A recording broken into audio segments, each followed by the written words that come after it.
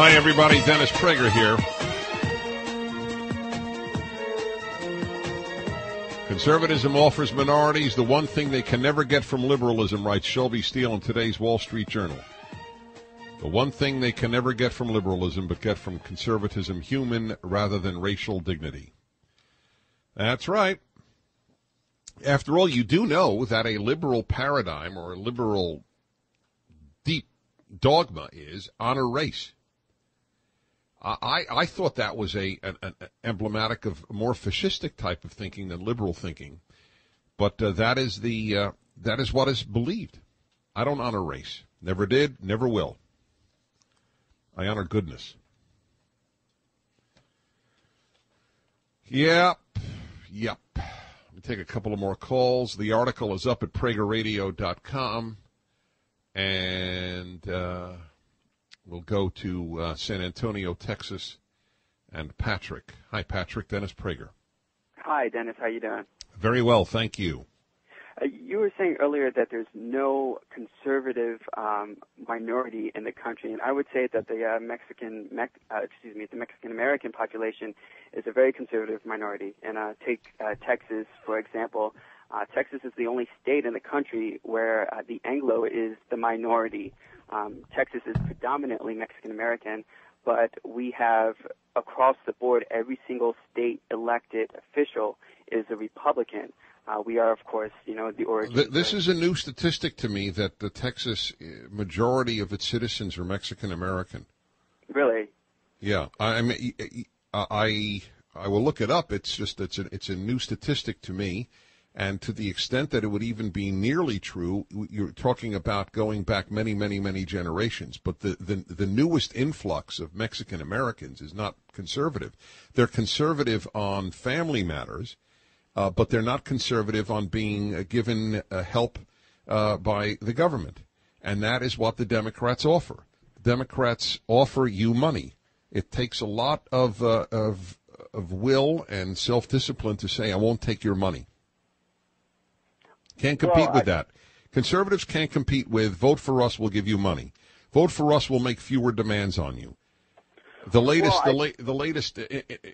immigrant bill that the president is either just signed or about to sign is astonishing. Anyway, go on. Well, I was just saying that I think that they can compete at least in some degree because, again, we have elected across the board Republican. But I don't know when you mean. Okay, all right. It's certainly not true for California. How do you explain the difference then, if what you say is true, between Texan Mexican Americans and Californian Mexican Americans? Well, honestly, I'm not very familiar with California. All right, but you would have to, whether you're familiar or not, Patrick. It stands to reason that a Mexican American has similar values if he lives in Texas or California. And California, the Latino vote, and Latinos in California are disproportionately from Mexico, vote Democrat. And more do so. Their values came to the fore, as indeed, for that matter, so did blacks' values on Proposition 8 in California. Yes, when it comes to voting on whether marriage should be redefined, then yes, then you will get Latinos and blacks to vote their conservatism. But when it comes to money for themselves and anger at the man or anger at the system or anger at the establishment or anger at the white majority, then there's very little competition. This doesn't mean that Republicans should not make the case. But the last head of the Republican committee, what was the guy's name? It's only because of me and names. Not Edelman. What was his name? He did make an outreach constantly to black Americans. Melman, not Edelman. Ken Melman, yeah. I know Ken, and Ken made this outreach all the time, and it didn't provide what they say in Yiddish, bupkis. Nothing came from it. Doesn't mean it shouldn't be attempted. Maybe it'll have seeds in the future. But it's very hard for people to change a mindset of what can you do for me to what can I do for me. See, I'm not even asking people to say what can I do for the society. I'm not going as far as John Kennedy. I would say now ask what you can do for you, and we'll have a conservative majority. Back in a moment. I don't think I have encountered, by the way, this is apropos of nothing, but I don't think I have encountered a national musical tradition that I have not enjoyed. I like every culture's music that I am aware of. I know a lot of Westerners have a big hard time with Arab music, for example. I am enchanted by it. I'm actually mesmerized by it. But I love that was of course a Hindu, and I just love the traditional music of everybody. All right, that's it. I have nothing more to say. I will take this call though from Tim in Pasadena. Hello, Tim. Dennis Prager. Hi, Dennis. Dennis, I'm calling because of that black guy that just called, and I really appreciated his call. You know, I called you a couple of weeks ago asserting that a lot of the voting that's going on is based on racial intimidation.